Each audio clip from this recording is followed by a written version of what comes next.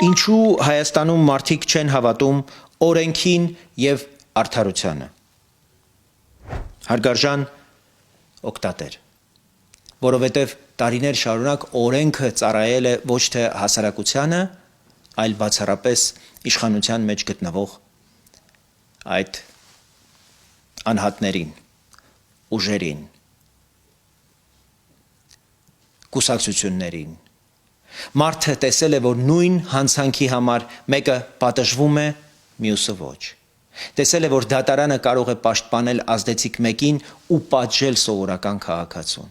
Այդ պահից մարդը դադարել է հավատալ արդարությանը։ Արդարությունը պետք է դառնա ոչ թե սովորական հայտարարություն, մուրճով հանձնառություն,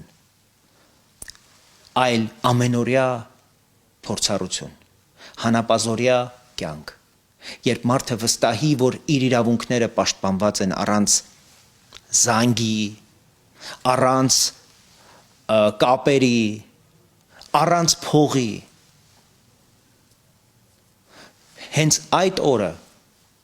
մեր երկիրը, Հայաստանը կդառնա